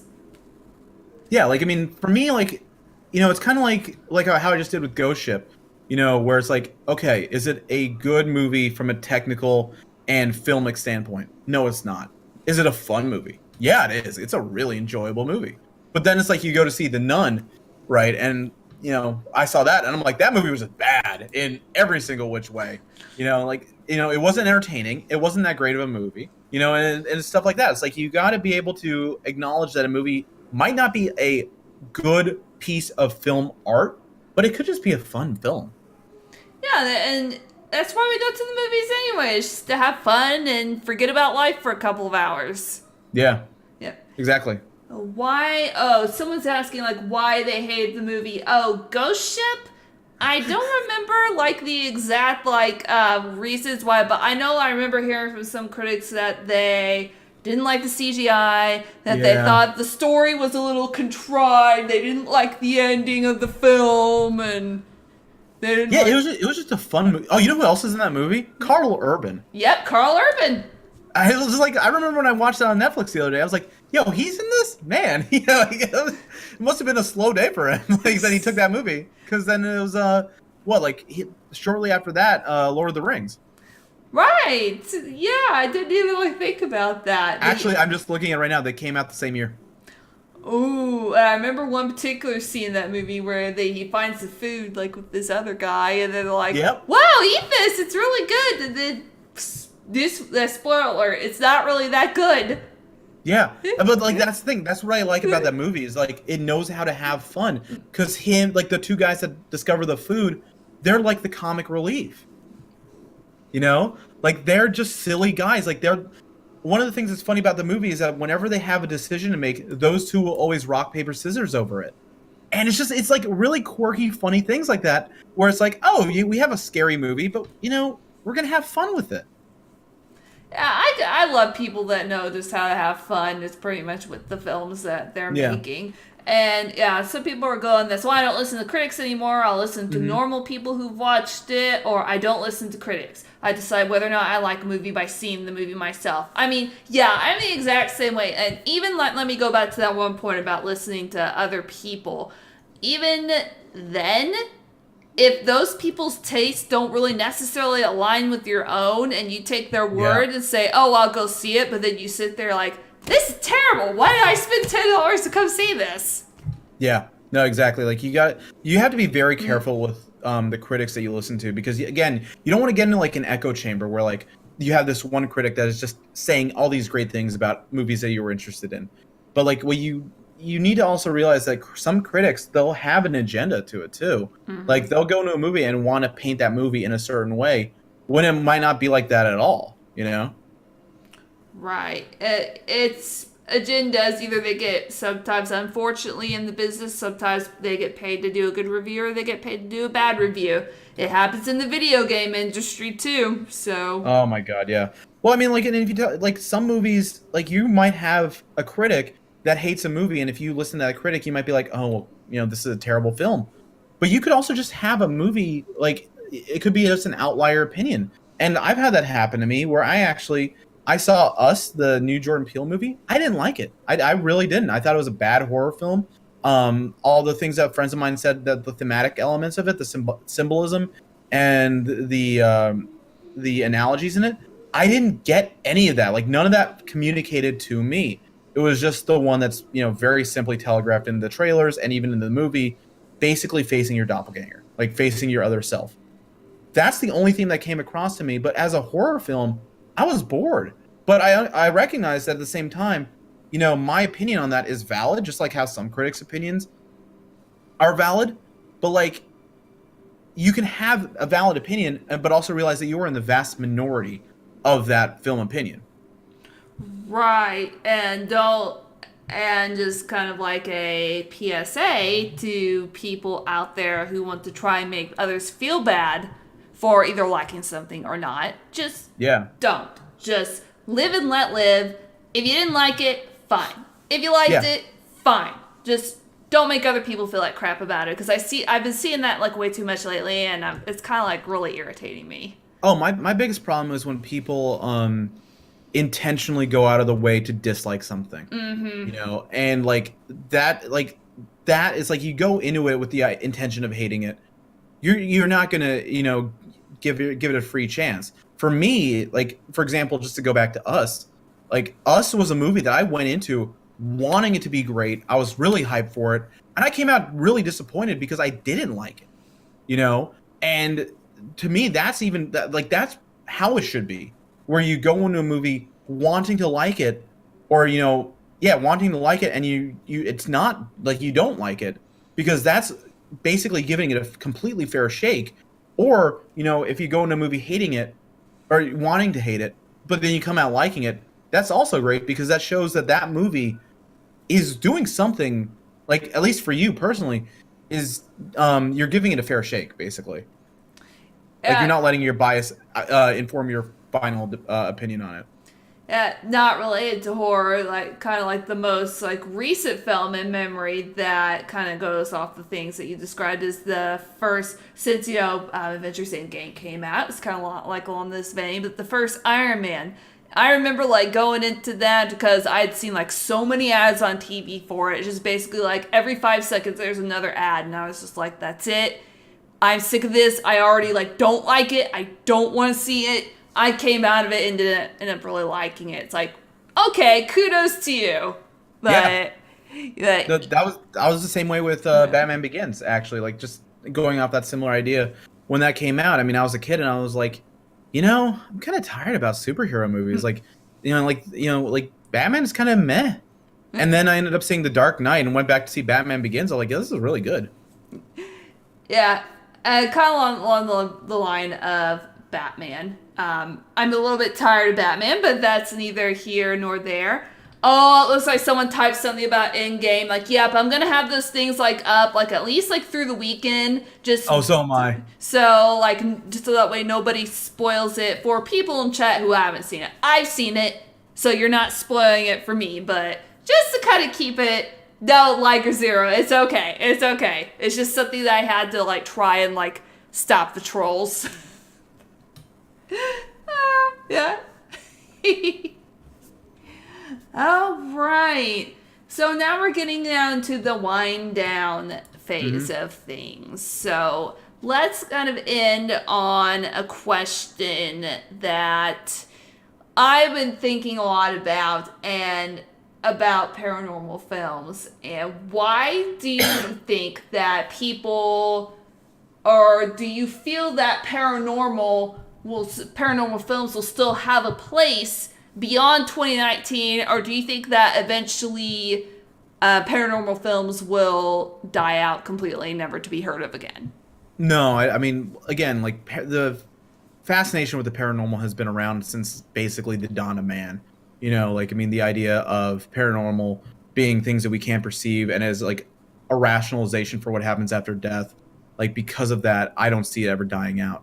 The thing for me is that, like, horror as a genre, especially when it comes to film, operates in cycles. Like, if you look at it, we had the 80s, you know, the 70s and 80s with the slasher genre, and then that kind of died out in the 90s, and it came back. And, you know, like, we had a decent amount of slasher movies came out that were, you know, pretty good. And, you know, and even on the indie scene, that's where a lot of the slasher movies are coming from.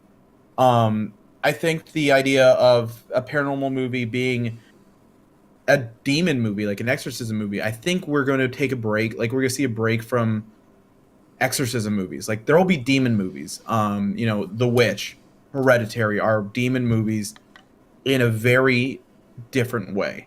And I think that's good. We're going to have paranormal movies like Veronica, again, another demon movie, but like, it's done in a really just good way. Like, I mean, I don't have a better adjective than that. It's just like, we're going to have these paranormal movies that keep existing because, you know, they're finding new and creative ways to deal with them. And you're actually seeing, with the exception of things like Conjuring, where James Wan is just going gangbusters with that whole franchise. Yep.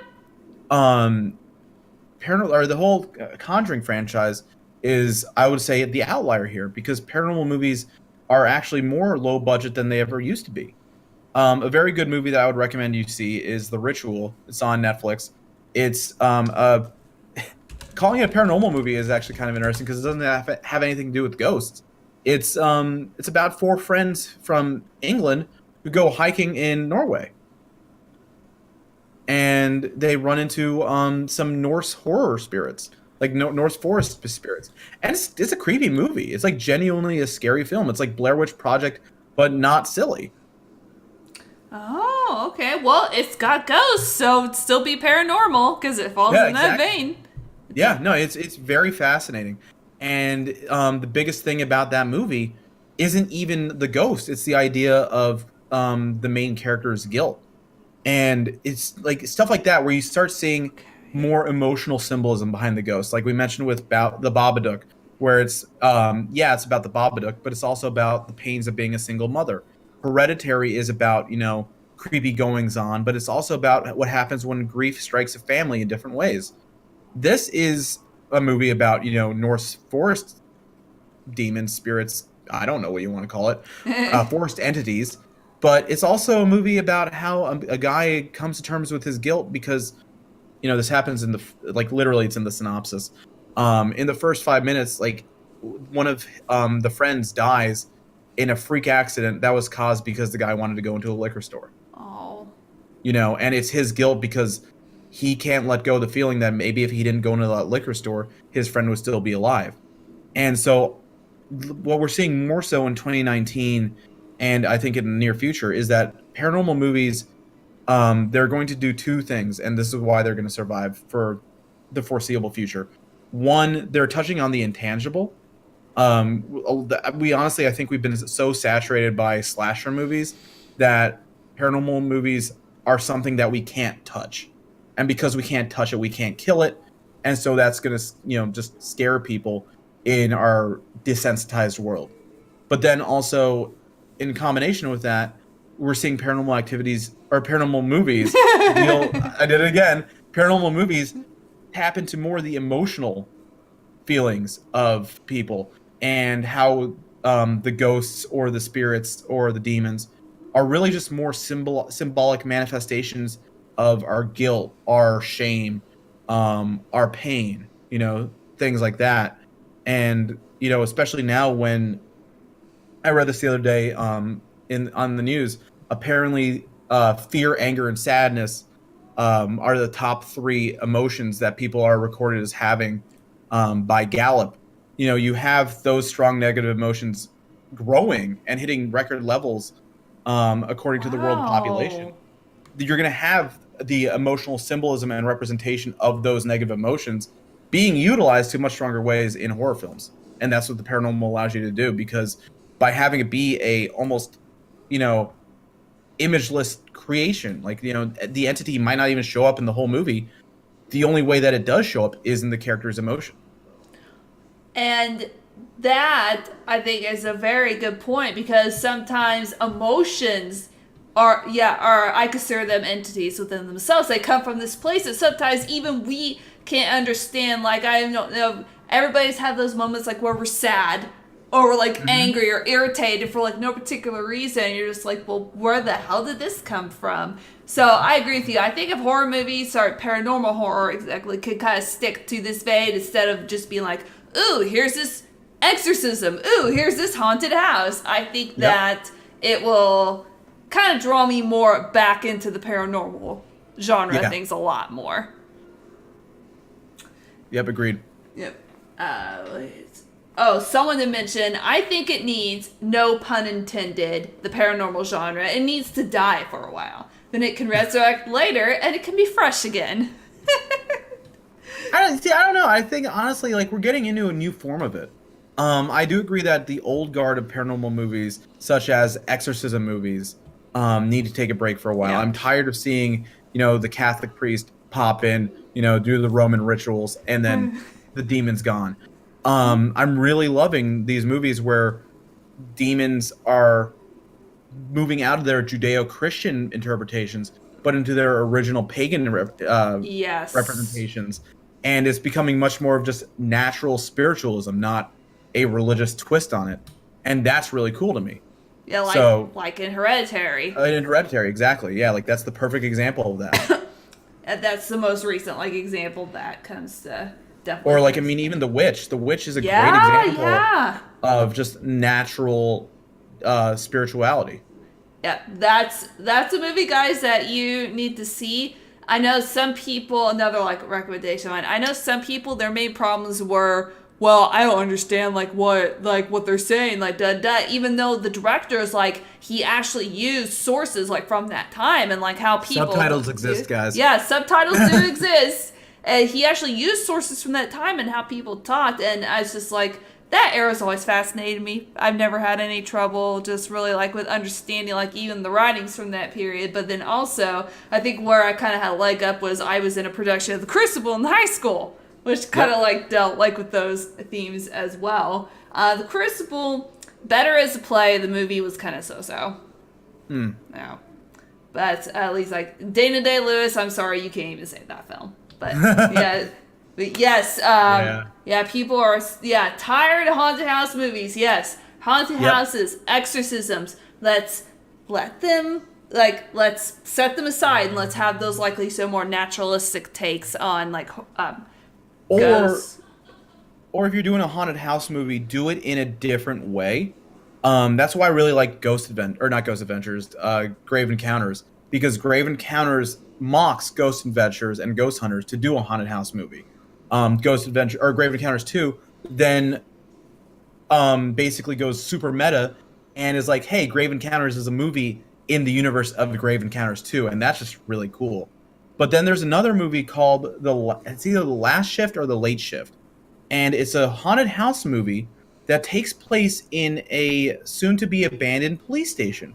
And the character is a policewoman who, she's a rookie, and her task is, her duty is that she has to be stationed in this police station, waiting for people to pick up some of the biohazardous evidence that's still kept in that police station. And so she's just keeping basically night watch there. And then ghost things start happening. And that's a haunted house movie because of the nature of, the police station being the haunted house. How many movies have we had where a police station is a haunted house? They don't happen. So it's such a new take on it that is actually refreshing. But going into the whole idea of a dilapidated house, I will say that's a tired trope right now. Yeah, I heard of The Last Shift, and I'm glad that you mentioned it, because that's another one that I've been wanting to watch. And also another movie in recent memory that I saw that kind of like it was a new take on things, at least for me. I didn't care too much for the ending, but the movie Oculus. I think that came out in 2013. That was a fun movie. Yeah. I dug that. And because, yes, it was still in a house, and in a sense it was haunted, but it wasn't like by any, like, the ghost in the house that had to do with this cursed object, the mirror. So I'm looking at on whatchamacallit, Wikipedia right now at the Last Shift. Rotten Tomatoes, it has, out of 5 reviews, a critic score of 100%. But that's still out of 5 reviews. Right. So out of the audience, which is 1,000, it's a 50%. It's a good movie. It's not 100% rating. It shouldn't be 100% rating. It's a good solid 70 to 80%. Okay. So, fun kind of a decent take on things. Yeah, it's a good haunted house movie. All right. You may, it's one that I've kind of wanted to see anyway because of like the whole setting of it being a police station that kind of like intrigued me. Yeah, no, it's really cool because it's often in bright light, like it's bright fluorescent light for most of the movie, and yet all these really creepy things are happening. Yeah, you're not safe even in the light. Ha ha ha. Yeah, no, that'd be Lights Out. That was a terrible film. No. Did you like that one? Yeah. I was kind of wanting to see that, but I destroyed all my enthusiasm. No, I'm just kidding. It's a movie that is fun. Like it's a fun movie. It was kind of ruined to me by the audience I saw it in because literally the entire theater was cracking up during it. And we were making jokes throughout the movie. Like me and the random dude next to me were cracking up. But like its basic premise is good. Like it's definitely got a lot of good creepy moments to it. But I definitely do think they should have just kept it as the short film that it was based off of. Oh, okay. Yeah, a supposedly scary movie would be ruined too if everybody was just like laughing and making jokes. Oh yeah, I mean that was one of the problems for me when I saw Us was a lot of the people in the theater were cracking up at certain parts, and I'm just like, well, now I can't find anything but funny either. Well, who knows? Maybe that's kind of like part of the reason why you didn't really like it. Possible. It's very possible. Yeah, since it's kind of like draws parallels to like Lights Out. You said that the audience kind of ruined it for you. Who knows? Maybe you would have had like a different take on it. Like say if you just waited and like watched it on Netflix or something. Possibly, yeah. That's very, very true. Yeah, we will never know, guys. Dun dun dun. But now to officially wrap things up, this is the part where you get to tell people where they can find you on social media, on Twitch, when your next Twitch stream is, and what you will be playing next. So you can find me at twitch.tv/Nickeedee. You can find me on Twitter and Instagram at Nickeedee with the number 1 at the end of it because people are jerks and won't give me that handle. And my next Twitch stream is on Monday, actually, because I'm doing fundraising for St. Jude. So my normal schedule is Tuesday through Saturday. I've decided to add Mondays on there as well. So the entirety of May will be Monday through Saturday, raising money for St. Jude, because it's St. Jude, usually I'll do a lot of M-rated games like The Division 2 or a lot of horror games or, other M-rated games like Mortal Kombat 11 I just beat. I'm actually taking it down to T-rated games to make it slightly more family-friendly or at least less mature-rated. So I want to do some horror games during St. Jude, but I need to find some good teen-rated horror games that I can do because right now a lot of them are M-rated, which, not surprising. Oh, yeah, it is horror. Good luck with that. I will. Thank you. I mean, I'm sure I can find some because, if you get good parent... Here's the other thing. Slasher movies are always going to be bloody and gory. They will always be rated R. You can have a really good paranormal horror movie like The Ring or The Grudge. They'll both be rated PG-13. I didn't even think about the fact that The Ring was PG-13. Yeah, you don't need... I don't know, actually, was Paranormal Activity rated R? I think it was. I think it was too, but I'm not entirely sure. I wanted to check that before I say it was. Hold Hold on. Let me see if I can find that. Rated. It is, yeah, it's rated R. Okay. Okay, that's what I thought. Yeah. Wow. So, yeah. I thought, oh. That's probably a foreign rating system. So 14A. I don't know what 14A is. I know it's foreign, though. That's all I know. Yeah. Well, and with that, we have finally come to the end of this episode where I think we went on for like about 2 hours. Like from the About that, yeah. Yeah. See, you see what happens, guys? Whenever you just get two people on who like horror, we gab. We gab a lot. Yeah, we just talk all the time. Yes. And so, once again, Nickeedee, thank you for coming on again. Apparently you didn't get tired of me the first time. You decided like you wanted like more of listening to my voice and my rambling, but thank you so much for coming on and talking more horror with me. I appreciate it. Yeah, thank you for having me. It's always fun joining this podcast because it's just really, like you said, talking about horror is just really fun because horror is something that is so personal to different people. Like there might be very much a similar theme in the movie, but like that theme can touch someone differently than it touches someone else. So, you know, being able to talk about why one movie was scary for you, but it was scary to me for a different reason. I mean, that's always just something that's fun to talk about. Do you have any final thoughts that you want to leave people with? My biggest one is don't watch as much mainstream horror, like big budget horror movies. Try to watch more independent horror films, even if they seem hokey, because some of the best horror films that we've had recently are independent horror. It Follows was a sleeper hit for me. I had no idea it existed. I thought it was a hokey concept. I watched it and I was creeped out the whole time. You know, some of my favorite, like I think there's one now, it's called Thriller or something like that. Mm-hmm. It's literally about this weird clown. It's not like Pennywise, but it's just this weird, you know, slasher clown. It's a really hokey, really just, you know, silly concept, but it works. And, you know, that's all independent horror films. Big budget horror films right now, The Conjuring. Like literally just check that off the box. The Conjuring is the only big budget horror franchise right now. And, you know, it's going to take more people seeing independent horror films to dethrone that and allow these other horror films to exist. I think the only big budget horror film franchise, it's not even really franchise, is Blumhouse. Like Blumhouse is doing amazing work bringing these really cool and creative concepts to horror films to the mainstream horror market. And they might not all do well. Truth or Dare did terribly. And Truth or Dare they were pimping that out constantly as Blumhouse's Truth or Dare. But Blumhouse put out Sinister. Blumhouse put out the Purge movies. It put out the Unfriended movies. And those were all really fun horror films. So, you know, we need to keep pushing independent horror as opposed to constantly just going to see the next iteration of The Conjuring. Oh, there we go, guys. Nickeedee's last and final words. See more independent horror films.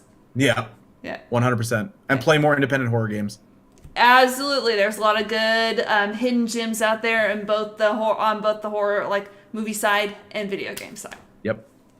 All right. Well, once again, thank you for coming on. You take care and good luck with your fundraising for St. Jude. Thank you so much. It was a pleasure being on here. Yeah. Have a wonderful night. Bye. Bye.